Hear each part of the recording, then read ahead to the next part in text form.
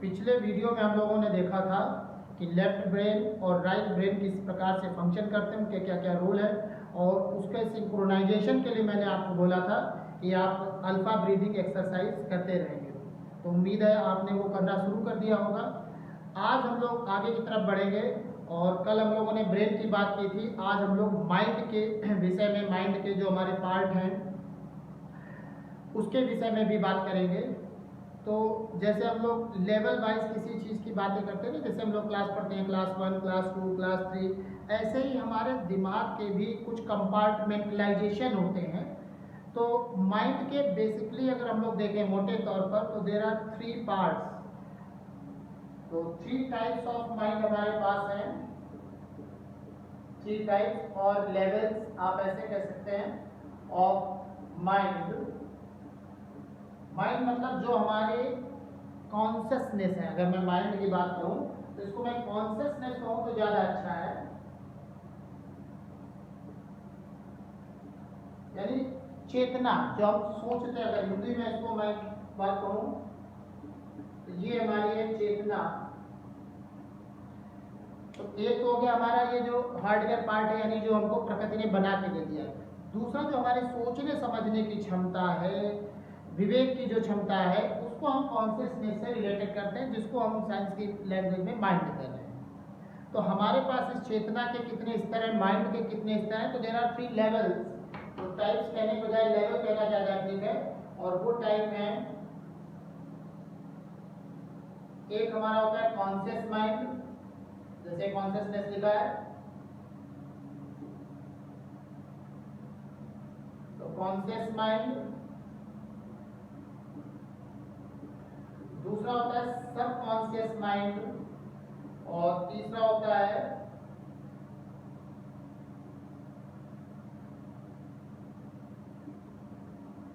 Cosmic और super conscious mind. तो ज़्यादातर जो साइकोलॉजी की बुक्स आएंगी या जो साइंटिफिक स्टडीज हुई हैं, वो केवल इन 2 माइंड की ही बातें करती हैं, इस माइंड की बात वो नहीं करती हैं। तो जैसे अगर आपने मेरा पिछला वीडियो देखा होगा तो मैंने आपको बताया था कि कुछ बातें ऐसी गूढ़ हैं जो हमारे साइंस के अभी प्रैक्टिकल नॉलेज में नहीं है। तो साइंस केवल उतनी ही बातों को मानता है जितना उसके प्रैक्टिकल में आ जाती है, ऑब्जर्वेशन में आ जाती है, बाकी चीज़ों को डिनाई करता है। और इसके लिए आपने जैसे एक ही उदाहरण काफ़ी होगा, जैसे आपने पढ़ा होगा, एटॉमिक थ्योरी पढ़ी होगी, तो 9th 10th में कभी भी, तो एटॉमिक थ्योरी में पहले क्या माना जाता था, डाल्टन ने हमको बताया था कि एटम जो होता है वो अनडिविजिबल पार्ट ऑफ मैटर है। तो इससे छोटा पार्ट होता है, उस समय नहीं पता था, तो साइंस उसकी बात ही नहीं करता था। और जितने उनके डाल्टन के बाद जो थ्योरी डेवलप हुई, उससे के बाद के जितने भी सालों में था वो गलत थ्योरी पढ़ाते रहे। गलत यानी जितना उनको लिमिटेड नॉलेज पता था उतना बताते रहे। फिर जब 100-200 साल बाद इलेक्ट्रॉन की, प्रोटॉन की, न्यूट्रॉन की खोज हुई, तब पता अपने को लगा कि there are further subdivision part of the atom as well. आज हमको ये भी पता है कि even electron, proton and neutron जो है ये भी और भी छोटे पार्टिकल से मिलकर के बने हैं। लेकिन ये पार्ट चूंकि हमारे रेगुलर स्टडी में नहीं आता है, तो we are not aware of that. तो साइंस का जो चलना है वो जितना उसके सामने प्रैक्टिकल चीज़ें होती हैं उसके बेसिस पर वो बात करता है। बाकी चीज़ें भले एग्जिस्ट कर रही हैं तो उन पर वो बात नहीं करता है। तो ये आपको थ्योरी में मिल जाएंगी जो बहुत अच्छी साइकोलॉजी की किताबें हैं, जैसे सिगमंड फ्राइड नाम के एक हमारे फिलोसोफर हुए, साइकोलॉजिस्ट हुए, जो कि मॉडर्न साइकोलॉजी के फादर भी माने जाते हैं, उनकी बातें सुनेंगे, या अपने जो पुराने ग्रंथ हैं, हिंदू ग्रंथ, ऋषि मुनियों ने जो बनाए, उनमें इस प्रकार के माइंड की बात होती है। तो ये जो है हमारे पास 3 प्रकार के माइंड है, और तीनों प्रकार के माइंड का अपना अपना रोल है। तो कॉन्शियस माइंड वो माइंड है जिसका हम रोजमर्रा की जिंदगी में और डे टू डे एक्टिविटी में यूज करते हैं। तो जब भी हमारे सामने कोई भी चीज आती है, मान लीजिए कोई व्यक्ति आया, कोई घटना आई, कोई शब्द आया, एनीथिंग, यानी जैसे मैंने हमारी ज्ञानेंद्रियों के संपर्क में, हमारे 5 ज्ञानेंद्रियां हैं, तो उन 5 ज्ञानेंद्रियों के इंटरेक्शन में जैसे ही कोई घटना घटित हुई, हमने कुछ सूंघा, हमने कुछ टच किया, हमने कुछ आंखों से देखा, कानों से सुना, जैसे ही हमारी 5 इन ज्ञानेंद्रियों से कुछ भी कनेक्शन हुआ, तो हमारा कॉन्शियस माइंड जो होता है वो तुरंत एक्टिव हो जाता है। तो कॉन्शियस माइंड हमारा एक्टिव होकर के चीज़ों को एनालाइज करना शुरू कर देता है। तो कॉन्शियस माइंड पहले चीज़ों को देखता है और ज़्यादातर जो हमारी डे टू डे एक्टिविटी होती हैं वो कॉन्शियस माइंड के द्वारा ही गवर्न होती है। अब कॉन्शियस माइंड सब कॉन्शियस माइंड का रिलेशन मेमोरी से भी है, इसलिए साथ साथ में हम मेमोरी की भी चर्चा करते हुए चलेंगे। तो कॉन्शियस माइंड हमारा जैसे मैंने बताया कि थोड़ी देर के लिए एक्टिव होता है, लेकिन इसकी मेमोरी भी जो होती है वो बड़े शार्प होती है। शार्प इन द सेंस यानी कुछ भी देखता है तो तुरंत का तुरंत इसे याद हो जाता है, लेकिन ये शॉर्ट टर्म होती है। शॉर्ट टर्म का मतलब याद तो हो जाएगा लेकिन बहुत जल्दी भूल भी जाएगा। तो कॉन्शियस माइंड हमारा जो होता है, तो जब भी हमारा यानी कोई भी घटना इंटरेक्शन होगी तो सबसे पहले कॉन्शियस माइंड में वो बात जाती है, वो उसको एनालाइज करता है, स्टोर करता है, प्रोसेस करता है। इसके बाद में फिर उसको डेटा रखना है नहीं रखना है, वो सारा काम जो है वो सब कॉन्शियस माइंड जैसा है। तो सब कॉन्शियस माइंड जो है वो चीज़ों को परमानेंट स्टोर रखता है। तो कॉन्शियस माइंड हमारा जो है वो टेम्परेरी एक तरीके से स्टोरेज डिवाइस है। जैसे अगर हम कंप्यूटर के टर्म में बात करें तो एक हार्ड डिस्क में स्टोरेज होता है और एक आप पेन ड्राइव में या ऐसे ही स्टोर कर लेते हैं, डिस्क में स्टोर कर लिया।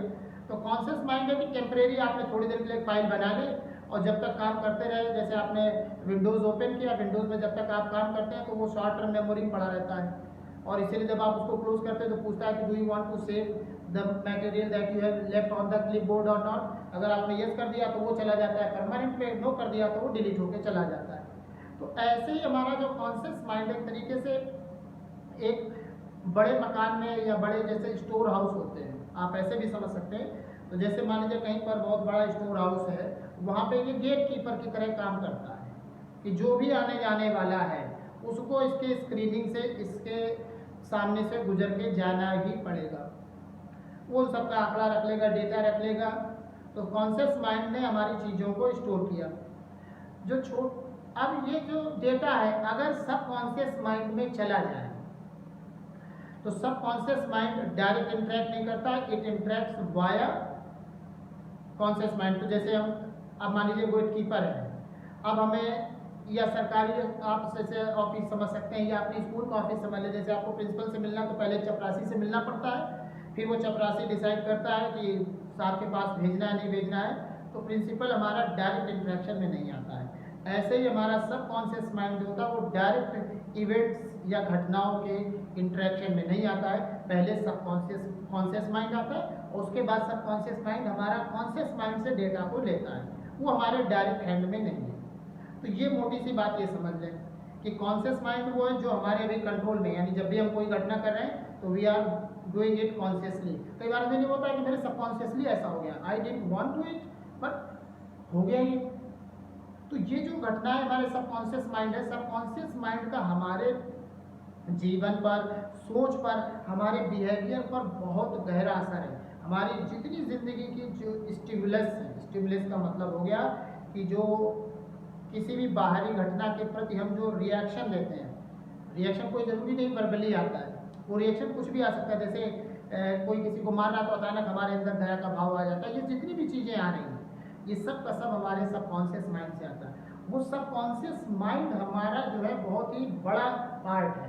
तो अगर कॉन्शियस माइंड हमारा अगर 2, 4, 5, 10% है तो सबकॉन्शियस माइंड जो है उससे ज़्यादा 30, 40, 50% है रिलेटिव स्केल पर। और बहुत बड़ा हिस्सा जो है वो हमारा कॉस्मिक या सुपर कॉन्शियस माइंड जैसा है। तो अगर मॉडर्न टेक्नोलॉजी में अगर मैं बात करूँ तो जैसे ये आपने बात ये पेन ड्राइव या हार्ड जैसा है, CD ड्राइव जैसा, ये हार्ड डिस्क जैसा है, तो ये क्लाउड स्टोरेज जैसा है, इंटरनेट जैसा है, यानी जहाँ पर जाकर के सारी इंफॉर्मेशन स्टोर हो जाती है। तो हमारे दिमाग में भी यानी जो भी हम जिंदगी में सीखते हैं तो पहले कॉन्शियस माइंड से हमारे पास आता है, फिर वो चला जाता है हमारा सब कॉन्शियस माइंड में। और कुछ चीज़ें ऐसी हैं जो सुपर कॉन्शियस माइंड है, ये हमारे बस की बात नहीं है। ये ऑटोमेटिकली जब हमको नेचर ने डिज़ाइन किया है, हम परमात्मा से पैदा हुए हैं, तो वो जो दिमाग है हमारे अंदर, जो चीज़ें पहले से स्टोर है वो सुपर कॉन्शियस माइंड का हिस्सा है। इसका रोल जो आता है आध्यात्मिक अर्थों में ज़्यादा आता है। तो जैसे आपने कभी सुना होगा कि उसकी कुंडली, अगर आपने योगा वगैरह देखा होगा कि हमारे शरीर में 7 चक्र होते हैं और उन 7 चक्रों को जब जागृत करते हैं तो बाद में सहस्त्रार्थ नाम का 7वां चक्र जो होता है वो जागृत हो जाता है, तो कुंडलिनी जागरण हो जाता है। कुछ योगी वगैरह की आप लोगों ने वो भी देखी होंगी, तस्वीरें बनी होती जिसमें, या बाबा रामदेव की आप कोई देख सकते हैं जिसमें 7 चक्र होते हैं। तो इसीलिए मैंने, अगर आपने ध्यान से देखा होगा, मेरी how to get maximum out of you series का जो थंबनेल बना हुआ है उसमें देखिए वही योगी पोस्चर मुद्रा बनी हुई है कि हमको उन्हीं ऊर्जाओं को जगाना है जो हमारे अंदर है, और आखिरी में अगर हम सुपर कॉन्शियस माइंड तक पहुंच सके तो फिर कहना ही क्या है। तो वो सुपर कॉन्शियस माइंड जो हो जाता है वो एक तरीके से हमारी जो हमारे मनुष्य के अंदर जितनी पोटेंशियलिटी है उस सब की सब कन्वर्ट हो जाती है भगवत्ता में, मोक्ष में, अध्यात्म में, शांति में, जो आप उसको नाम देना चाहें, तो वो हमारा उसका पार्ट है। एक एग्जांपल मैं केवल इसका देना चाहूँगा कि ये कैसे वर्क करता है और जिससे आप एग्री होंगे। अगर आप ध्यान से देखें तो हमें ज़िंदगी में हर चीज़ सीखनी पड़ती है और उस सीखी हुई चीज़ का ही हमारे ऊपर असर हो जाता है। ये अगर चीज़ अपने क्लियर हो जाएगी तो कॉन्शियस और सब कॉन्शियस का क्या रोल है ये समझ में आ जाएगा, और फिर हम जो बात आगे करने वाले हैं कि क्यों हम सबकॉन्शियस माइंड की बात इतनी सारी कर रहे हैं। तो जैसे आप अपने आप से देखें, किसी छोटे बच्चे, जैसे इंसान का बच्चा होता है, तो वो आप अगर आप ध्यान से देखें, जैसे हमें अंग्रेजी लैंग्वेज सीखनी हो, या फॉर एग्जांपल मान लीजिए अभी अपने को कोई नई लैंग्वेज सीखनी हो, फ्रेंच लैंग्वेज सीखनी है, तो फ्रेंच लैंग्वेज सीखने के लिए अपने को ढेर सारा प्रयास करना पड़ेगा, नए उसके शब्द देखने पड़ेंगे, उसके हमारी क्या अल्फ़ाबेटिक्स होती है, उनका कैसे प्रोनाउंसिएशन होता है, ढेर सारा अपने को सीखना पड़ेगा, तब जाकर के हम किसी नई लैंग्वेज को सीख पाते हैं। लेकिन आप देखिए कोई भी अनपढ़ बच्चा अपनी मदर टंग को सीखने में कोई समस्या नहीं होती है। क्यों? क्योंकि अपने आसपास में जब हम रह रहे हैं तो आसपास की चीज़ें हमारे रिकॉर्डिंग में जा रही हैं, तो पहले वो जा रही हैं कहाँ पर? कॉन्शियस माइंड में। बच्चा देख रहा है कि कैसे मुंह बोला जा रहा है, मम्मा, पापा, है ना। छोटे छोटे बच्चों को छोटे छोटे शब्दों में सिखाया जाता है, और फिर धीरे धीरे धीरे धीरे वो अपना कॉन्शियस माइंड से सब कॉन्शियस में जाता रहता है, और एक एक चीज़ का हमारे दिमाग में असर बढ़ जाता है। फिर उसको पता लग जाता है कि ये चीज़ ऐसे करनी, ये चीज़ ऐसे करनी। तो ये सब जो हमारी सिखावन है, whatever we are learning, ये सब फाइनली जो जिसको परमानेंट लर्निंग कहते हैं, यानी जो चीज़ हमारे पास परमानेंट हो चुकी है, वो सब कहीं ना कहीं हमारे सब कॉन्शियस माइंड का हिस्सा बन चुकी है। लेकिन ये सब अपने आप नहीं हुआ, ध्यान से देखें, इसको हमने सीखा है। तो अब एक, जैसे मैंने बताया कि लैंग्वेज की बात है, ऐसे ही जो कल्चर होता है, जैसे बड़ों के पैर छूने हमारे यहाँ सिखाया जाता है तो हमारे लिए नॉर्मल बात है, लेकिन जहाँ पर पैर छूने की नहीं है कला है तो वहाँ पर उनके लिए बड़ा ऑकवर्ड है। कहीं पर हाथ मिलाने का है, कहीं पर कपड़े पहनने के तरीके अलग है। ये जो हमारा सोशल और जितनी चीज़ें सीखी जाती हैं, ये सब के सब हम क्या करते हैं, अपने आसपास जो घटनाएं हो रहे हैं उनको हम इमिटेट करते हैं, यानी उनकी नकल करते करते उनको सबकॉन्शियस माइंड में ले जाते जाते हमारा लर्निंग प्रोसेस स्टार्ट होता है। ध्यान से देखिए, जब तक हम लर्निंग प्रोसेस की, मैंने कल बताया था कि जब तक हम किसी चीज़ के रूट पर नहीं जाएंगे तब तक हम उसका इलाज भी नहीं कर सकते। तो हमें अपनी पूरी लर्निंग को फिर से रिवाइंड करना पड़ेगा कि हम किस तरीके से चीज़ों को लर्न करते हैं। तो हमारे आसपास जो घटनाएं घटित हो रही हैं उनसे हम धीरे धीरे धीरे धीरे बिल्डअप हुए। उठना बैठना, इवन हंसने तक के जो हमारे तरीके हैं, जैसे आप किसी ऐसे परिवार से आते हो जहाँ पर खुल के हंसा जाता है तो आदमी हर चुटकुले पे और ऐसी बात पे खुल के हंसता है। कुछ लोग बड़े सीरियस परिवार से आते हैं तो उनके यहाँ हंसने के लिए केवल इतना किया जाता है। जैसे आप यूरोपियन कंट्री वगैरह में जाइए तो वहाँ पर जब 8-10 लोग इकट्ठे होते हैं तो अगर आप दांत खोल के हंस दीजिए तो उसको असभ्यता माना जाता है। तो वहाँ पर आदमी ने वैसे ही मुस्कुराना सीख लिया, बस छोटे से नोट खुला दिया, नकली मुस्कान दिखाई पड़ जाती है। यानी हमारे हंसने के तरीके अलग हैं, और कई बार तो जो हमारा बिहेवियर यानी चलने उठने के तरीके से भी हम लोग जान जाते हैं कि फला व्यक्ति कहाँ से आया है। और ये नॉर्मल घटना, जैसे आदमी का टेक्सचर देख के हम बता देते हैं भाई साहब आप दिल्ली साइड से आए हैं क्या। तो ये जो हमारा जो पूरा यानी जो डेवलपमेंट हुआ, हमारा जो बिहेवियर है, ये सब सबकॉन्शियस माइंड से चल रहा है, और सबकॉन्शियस माइंड में चीज़ें पहुंची है कॉन्शियस माइंड से, और वो पहुंची हैं हमारे चारों तरफ जो घटनाएं हो रही हैं उन सब को फीड करके। तो ऑटोमेटिक ये फीडिंग हमारी चल रही है, हमारा दिमाग उससे एक्टिव हो रहा है, और ये हम इस तरीके से बिल्डअप हुए। यानी कहने का मतलब ये है कि हम जो भी आज बोल पाते हैं, चल पाते हैं, बिहेवियर करते हैं, ये सब के सब हमारे बचपन से जो चीज़ें सीखी गई उसके आधार पर। मान लीजिए यहीं पर कोई बच्चा पैदा हो, भले ही बड़े किसी मान लीजिए जैन समुदाय का हो, और जिसके घर में कभी मांस वगैरह छुआ भी नहीं जाता, प्याज भी, लेकिन अगर बचपन से इसको किसी ऐसे घर में रख दे जहाँ पर डेली मांस खाया जाता है तो उसके लिए वो नॉर्मल घटना हो जाएगी, क्योंकि उसने अपने चारों तरफ वही देखा है। कई घटनाएं ऐसी भी देखी गई, जैसे आपने मोगली नाम का एक कैरेक्टर सुना है कि वो जंगल चला गया तो जंगली जानवरों जैसी बातें करने लगा। ये सही घटनाएं भी कई बार हुई हैं कि कई छोटे बच्चों को भेड़िए उठा ले गए, छोटे बच्चों को, और वो मारा नहीं, तो अब वो बच्चा क्या हुआ, 4 पैर पे ही चलता रहा, उसने 4 पैर पे ही चलना सीख लिया, उसी तरीके से घुराना हुआना सीख लिया जैसे भेड़िए करते हैं, क्योंकि हम वही सीखते हैं जो हमारे चारों तरफ होता है। तो ये मैं इसलिए बता रहा हूँ कि ये हमारा जो एक प्रोग्राम है, ये हम आसपास से वही सीखते हैं जो हमारे चारों तरफ हो रहा है।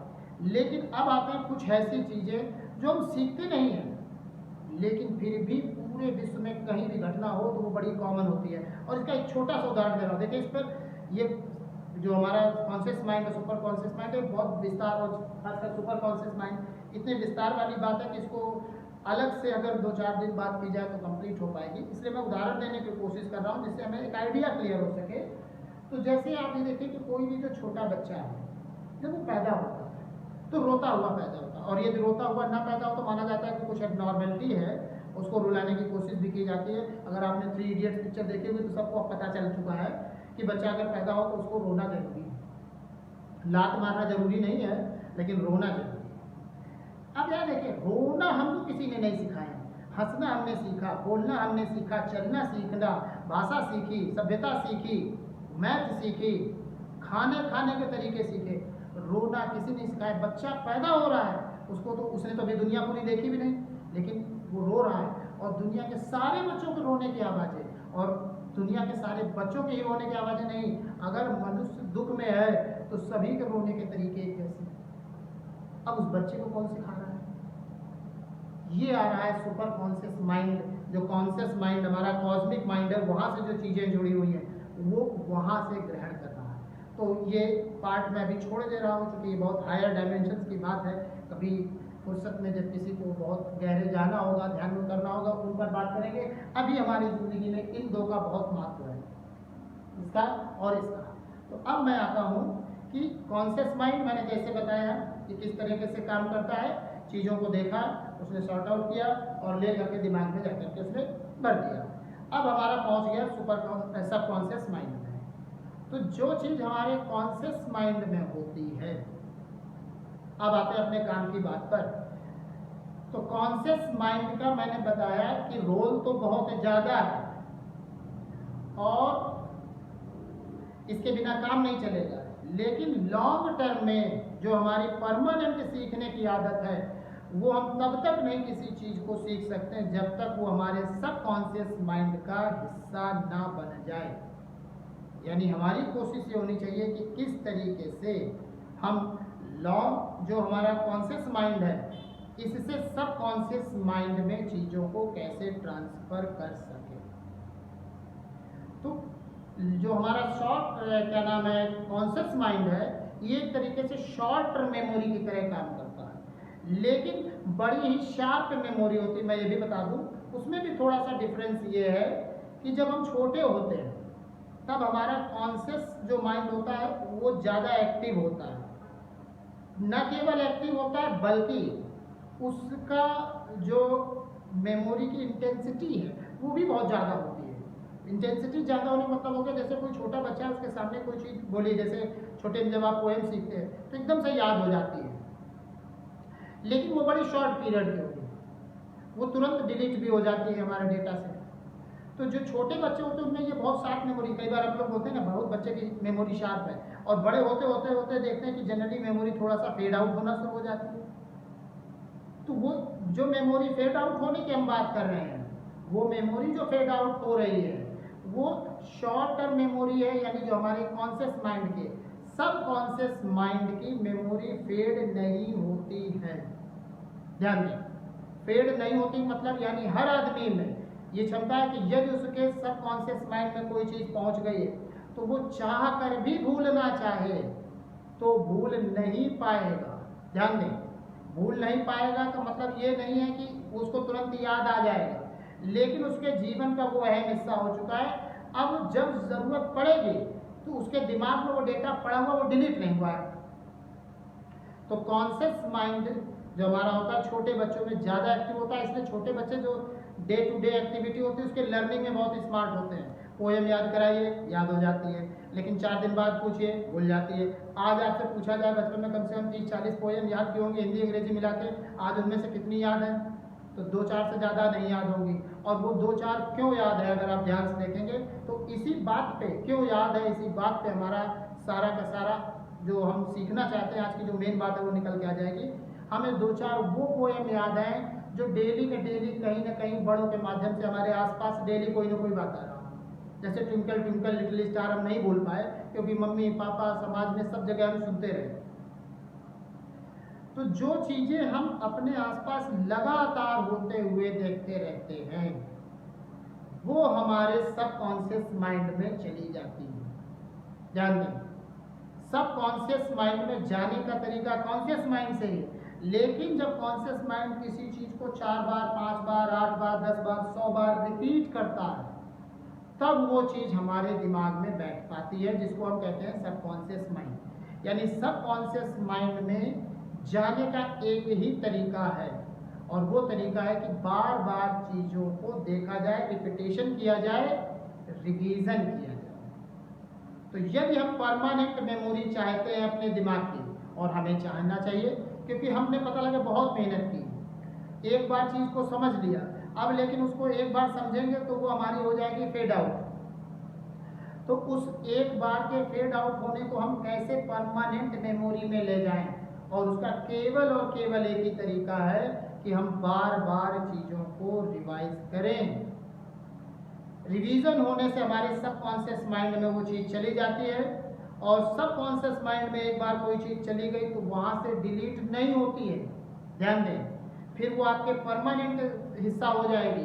फिर परमानेंट हो जाने के बाद में कई बार ऐसा होता है कि अपने को भूल जाते हैं कि याद नहीं रहता कि ये चीज़ मुझे याद है कि नहीं याद है, लेकिन जब ज़रूरत पड़ती है तो एकदम से याद आ जाता है। जैसे आप कई बार आप ऐसे समझें, छोटे से एग्जाम्पल से बात समझ में आ जाएगी कि जैसे मान लीजिए आपसे पूछा जाए कि क्लास फर्स्ट सेकंड थर्ड के आपके ज़रा दोस्तों के नाम लिखिए, तो जो 2-4 आपके फेवरेट दोस्त थे, पक्के दोस्त थे, उनके नाम आप लिख लेंगे, लेकिन हो सकता है बाकी के नाम ना याद आवे, हो सकता है 1-2 के भी नाम ना याद आवे। लेकिन अचानक कभी वही दोस्त सामने आ जाए तो सामने देखते एकदम याद आएगा, अरे चिंटू तुम।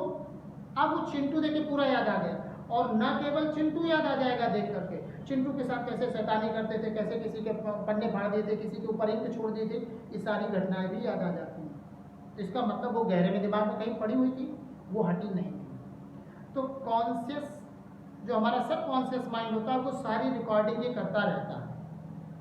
अब रिवीजन की बात मैं बार बार क्यों कह रहा हूँ? रिवीजन करने से क्या होता है, ध्यान से देखें, आप अगर ध्यान नहीं देंगे तो भी हमारा सबकॉन्शियस माइंड सारी चीज़ों को रिकॉर्ड कर रहा है, लेकिन हमारे रिकॉल होने में, यानी जब हमें ज़रूरत पड़ेगी तो हम केवल उन्हीं चीज़ों को रिकॉल कर पाएंगे। ध्यान से देखना, दूसरा इंपॉर्टेंट पॉइंट आने वाला है कि हम केवल उन्हीं चीज़ों को रिकॉल कर पाएंगे जिनको स्टोर करते समय हम थोड़ा सा जागृत थे, कॉन्शियस थे, यानी जब हमने उस चीज़ को होश पूर्वक अपने दिमाग में रखा था। तो जैसे आप रास्ते पर जाते हैं और कोई मान लीजिए तमाम सारी चीज़ें, और अचानक से कहीं एक्सीडेंट हो गया और अचानक आपका उधर दिमाग गया, अब वो घटना आपके दिमाग में स्टोर हो गई चूँकि आपने उसको ध्यान से देखा। बहुत सारी और भी चीज़ें हुई थी, 10 गाड़ियाँ इधर से निकली, कहीं की नंबर प्लेट थी, अगर आपसे पूछा जाए नंबर प्लेट याद है तो नहीं याद होगा, हम ये रिकॉल नहीं कर पा रहे हैं, जबकि वो भी सबकॉन्शियस माइंड में जा चुका है। तो अब यदि आपको हिप्नोटाइज किया जाए, हिप्नोटिज्म नाम का शब्द आपने सुना होगा, तो फिर ऐसा देखा गया है और ये साइंटिफिकली प्रूवन है कि जब हम हिप्नोटाइज हो जाते हैं तो फिर हमारी वो चीज़ें भी याद आ जाती हैं। यानी तब आप ये भी बता सकते हैं डिटेल में, यानी जो हमारी आंखों का कैमरा था ये जो चीज़ें रिकॉर्ड कर रहा था कि ये गाड़ी निकली, इसने इस शर्ट का कलर ये पहन रखा था, उस गाड़ी का नंबर ये था, ये सब भी यहाँ स्टोर है।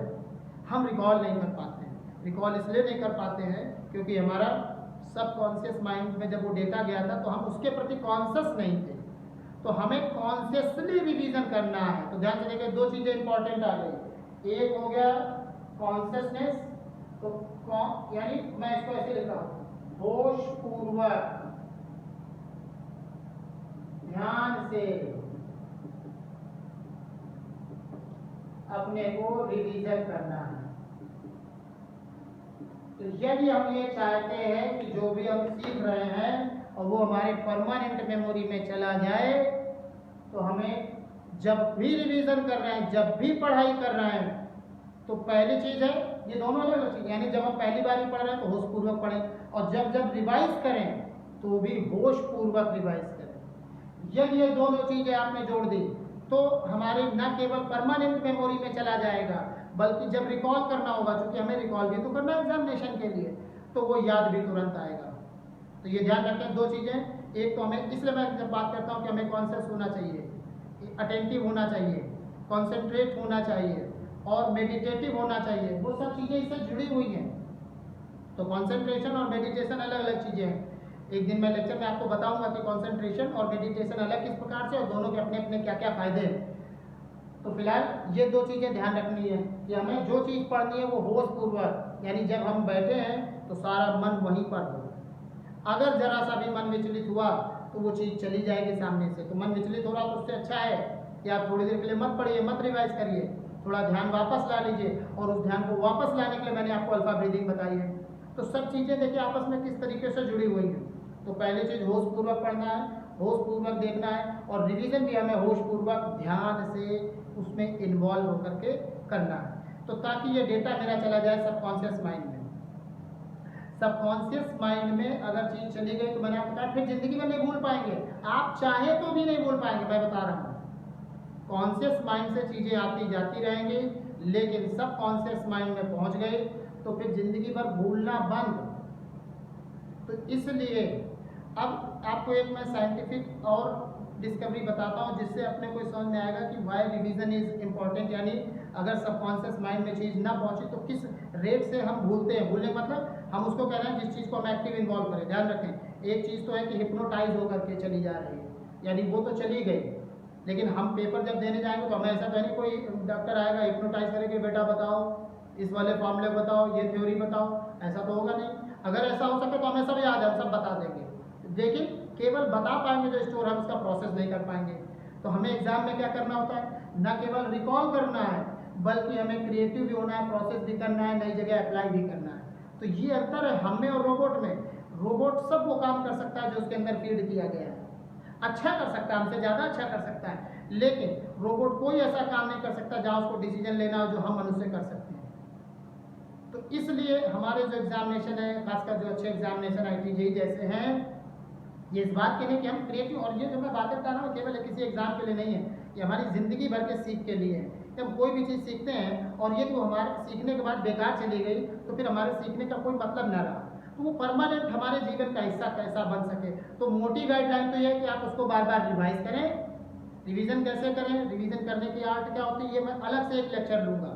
ध्यान रखिए, एक एक चीज़ पर मैं बातें करूँगा, लेकिन पहले समझिए कि रिवीजन इंपॉर्टेंट क्यों है, और दूसरा चीज़ जो चीज़ करें होशपूर्वक करें, उस समय कहीं और दिमाग हमारा नहीं होना चाहिए। 100% attention to the task at hand. तो ये जब मेरे सबकॉन्शियस माइंड में चला जाएगा फिर जिंदगी में भूलने की बात ही खत्म हो जाएगी। अगर आपको पता हो पुराने ऋषि मुनियों के विषय में, तो हम अगर आपको ये देखो कि जो लिखने की कला का जो विकसित हुई है, लिखने की कला चाइना में विकसित हुई आज से लगभग 5000 साढ़े 5000 साल पहले। हमारे यहाँ पर भाषा बहुत पहले विकसित हो गई थी, लेकिन हमने लिखने की कला विकसित नहीं की, और इसलिए नहीं कि नहीं कर सकते थे, क्योंकि जब हमें भाषा आ गई तो हम लिखना भी 2 मिनट में शुरू कर सकते हैं। उसके ना करने के पीछे एक बहुत बड़ा कारण था, और वो कारण क्या था कि हमने अपने मेमोरी को स्ट्रांग करने के लिए, डेटा ट्रांसफ़र के लिए, हम लोग अगर याद हो तो पहले गुरु के आश्रम में लोग जाते थे और गुरु सुबह सुबह उपदेश देते थे, और बच्चों को वो दिमाग में स्टोर करना पड़ता था, कोई भी कॉपी पेन नहीं था, ध्यान रखें। तो इसलिए ध्यान की क्रिया उनको सिखाई जाती थी कि वो ध्यान करते करते और दिन में सुने, 10 बार सुने, 100 बार सुने, लेकिन जो डेटा ट्रांसफ़र हो रहा था वो डायरेक्ट सबकॉन्शियस माइंड में ही ट्रांसफ़र किया जा रहा था होशपूर्वक। तो फिर वो ज़िंदगी भर नहीं भूलता था, वो हमारे दिमाग में स्टोरेज हो जाता था। अब आज भी अगर देखें जिन लोगों ने होशपूर्वक काम किया है, तो इस जो पहले मैं बात को फिनिश कर लूँ कि जो हम बता रहे हैं कि हमने भाषा का विकास क्यों नहीं किया, ताकि जो बोला गया गुरु द्वारा वो डायरेक्ट पहुंच जाए हमारे छात्र के जीवन में, और फिर वो ज़िंदगी भर भूले नहीं। दूसरा इसका फ़ायदा क्या था कि शिक्षा गलत हाथों में ना पड़े। क्योंकि जिसको सीखना है, देखिए उसको फिर गुरु की शरण में जाना पड़ता था, आश्रम में रहना पड़ता था, बड़े भक्ति भाव से, श्रद्धा से उसको सीखना पड़ता था। जैसे अगर तो उस श्रद्धा से जो चीज़ें सीखी जाती थी, गुरु उसमें फिर ही बताता था इसका उपयोग कैसे करना है। तो उसमें क्या होता था, जो गलत आदमी यानी जिसने नहीं गुरु से सीखा उसको वो ज्ञान नहीं मिल पाता था। लिखा हुआ क्या होता है कि आज जैसे कोई चीज़ लिख दी गई, तो इसका फ़ायदा तो हुआ कि ज़्यादातर लोगों को चीज़ें मिल गई, कभी भी देख सकते हैं गुरु के, मतलब गुरु मर के चला गया तो भी वो चीज़ जिंदा है। लेकिन उसका नुकसान क्या हुआ? नुकसान ये हुआ कि वही चीज़ अब ऐसे आदमी के हाथ में भी चली गई जो उसका दुरुपयोग करेगा। जैसे मान लीजिए आपने एटम बम बनाया, अब वो एटम बम बनाने का तरीका आतंकवादियों को लग गया। तो आज जरा देखिए पूरे विश्व में जो आतंकवादी घटनाएं हो रही हैं, इसके पीछे क्या हाथ है? टेक्नोलॉजी का ही तो हाथ है। वो टेक्नोलॉजी गलत हाथों में लग गई है। तो हमारे हिंदुस्तान में, हमारे हिंदू धर्म में ये व्यवस्था की गई थी कि जो विद्या थी वो भी अच्छी सोच वाले व्यक्ति को मिले ताकि उसका दुरुपयोग ना हो पाए। लेकिन इन चीज़ों को सही ढंग से समझाया नहीं गया, तो लोगों को ये बता दिया कि तुमको शिक्षा नहीं मिल रही थी तो तुम इसका विरोध कर दो। तो जो ये कुरीतियाँ व्याप्त हो गई, इनके हमको बहुत गहरे में जाना पड़ेगा कि शिक्षा हमेशा उस व्यक्ति को दी जाती थी जो शिक्षा के योग्य होता था। योग का मतलब दिमाग से स्ट्रांग ऐसा नहीं, जिसका चरित्र और ये सारी चीज़ें ऐसी जो शिक्षा का उपयोग विश्व के और सभी प्राणियों के लाभ के लिए न करे, ना कि हानि के लिए करे। और वही हानि आज आपको दिख रही चारों तरफ कि गलत हाथों में भी शिक्षा पड़ गई। इसलिए हमारे यहाँ बोलने पर जोर था कि आप, और उससे दो फायदे हो रहे थे, तो हमारा ध्यान भी डेवलप हो रहा है और गलत हाथों में चीज़ भी नहीं जा रही है। तो मैं चाहता हूँ कि वही लेवल का दिमाग आप भी डेवलप करें। देखिए आपको तो अब ये बातें पता लग रही, तो आप इस दिशा में काम कर सकते हैं। आप उस तरीके से चीज़ों करें कि हमें मिनिमम से मिनिमम लिखने की और इसकी जरूरत पड़े, हमारा सबकॉन्शियस माइंड बहुत एक्टिव हो जाए। तो उसके लिए दो चीज़ें अभी बेसिक हैं। एक है ध्यान से, ध्यान कैसे करना वो अलग देखेंगे, और रिवीजन कैसे करना है ये बिल्कुल हम लोग अलग से देखेंगे। तो इतनी बातें मेरे ख्याल से आपको समझ में आ चुकी होंगी कि हमें अपने सबकॉन्शियस माइंड को स्ट्रॉन्ग बनाना है, और उसके लिए सिर्फ और सिर्फ एक तरीका अभी फिलहाल है कि हम रिवाइज अच्छे से करें। इनफैक्ट मैंने तो इस पर एक वो भी राइम जैसी बना ली कि the more you revise the more you get wise, the more you revise the more you get wise. और हिंदी में अगर मैं इसको कहूँ, जितना दोहराओगे उतने होशियार हो जाओगे, जितना दोहराओगे उतने होशियार हो जाओगे। तो ध्यान दें, हमें रिवीजन करते रहना है, लेकिन रिवीजन कैसे करें ये एक इम्पॉर्टेंट पार्ट है, क्योंकि रिवीजन का मतलब केवल रिवीजन नहीं है, रिवीजन में भी बहुत सारी चीज़ें हैं। तो आज का उद्देश्य ये था कि इस लेक्चर का कि हमें ये समझ में आ सके कि हमारे जीवन में सब कॉन्शियस माइंड की इंपॉर्टेंस बहुत ज़्यादा है। कॉन्शियस माइंड तो हमारे केवल एक गेट कीपर की तरह है, जैसा मैंने बताया, उस गेट कीपर का इस्तेमाल करना है। लेकिन जो पीछे बैठा हुआ साहब है, प्रिंसिपल है, राजा है, हमारा कॉन्शियस माइंड, सब कॉन्शियस माइंड, उस सब कॉन्शियस माइंड में डेटा को कैसे ट्रांसफर करना है, इन सारी चीज़ों को हम लोग ध्यान से देखेंगे। लेकिन इसको जीवन का वाक्य बना दीजिए कि हमें सब चीज़ें ध्यान से करनी, जो करनी ध्यान देखें, वरना नहीं करनी है। और बार बार रिवीजन जरूर करना, जो भी पढ़ें उसका रिवीजन करना है। ये दो चीज़ें अपने को बिल्कुल ध्यान रखनी है। फिर रिवीजन कैसे करेंगे और डेवलपमेंट ऑफ मेडिटेशन या कंसंट्रेशन कैसे होगा, ये हम लोग फिर किसी लेक्चर में बात करेंगे। तो अगले लेक्चर में मैं देखूंगा कि रिवीजन क्यों करना चाहिए और कैसे उसकी हमारी टेक्निक होनी चाहिए। एक छोटी सी बात और बता दूं, और उसके बाद इस चीज़ को आप बहुत ध्यान रखेंगे जो मैं बताने जा रहा हूँ, उसके बाद मैं बंद करता हूँ इसको। ये साइंटिफिक स्टडी है कि ये देखा गया है कि जब भी हम कोई चीज़, नई चीज़ सीखते हैं, मान लीजिए हम सभी अब एकदम से मान लीजिए स्पेनिश लैंग्वेज सीखना शुरू करें, बिल्कुल नई चीज़, तो यदि आज कोई चीज़ मुझे सिखाई जाती है और यदि मैं कल तक रिवाइज ना करूं, यानी 24 घंटे के भीतर, तो आपको आश्चर्य होगा कि आप अंदाज़ा लगा सकते हैं कि 24 घंटे के भीतर हम कितना परसेंट भूल जाते होंगे। आप अंदाज़ा लगाइए, 24 घंटे के भीतर औसतन मनुष्य 70 से 75%, 70 to 75% भूल जाता है। यानी जो मैंने आज पढ़ा, यानी जैसे ये बातें मैं आपको बता रहा हूँ या कोई लेक्चर टीचर आपको बता दे कि आप पहली बार कोई चीज़ पढ़ रहे हैं, तो आपने अगर 24 घंटे के अंदर नहीं पढ़ा तो आप 75% तक भूल जाएंगे। फिर अगर सप्ताह भर तक उस चीज़ को, नई चीज़ को रिवाइज ना किया गया, तो भूलने के जो चांसेस होते हैं विद इन ए वीक, वो 90 से 96% होते हैं। यानी अगर हम मैक्सिमम साइड में जाएं तो एक सप्ताह में 96% तो भूल ही गए। यानी जो चीज़ मैंने एक सप्ताह भर पहले पढ़ी थी और जिसको रिवाइज नहीं किया तो हमारा सब काम खत्म हो गया, फिर पढ़ना बेकार हो गया। और ज़रा सोचो जब हम 2 साल बाद, साल भर बाद पेपर देने जाएंगे तो कितना % हमारे पास बचा होगा। इसलिए केवल पढ़ना समझना इंपॉर्टेंट नहीं है, रिवीजन बहुत इंटीग्रल पार्ट है हमारी पढ़ाई का। मेरे ख्याल से इस चीज़ से आपको समझ में आ गया होगा importance of revision and importance of subconscious mind and importance of meditation और अटेंशन। ये 3 चीज़ें अपने को ध्यान रखनी, सबकॉन्शियस माइंड, मेडिटेशन और attention, concentration and revision. The more you revise the more you get wise. Next turn पर और देखेंगे।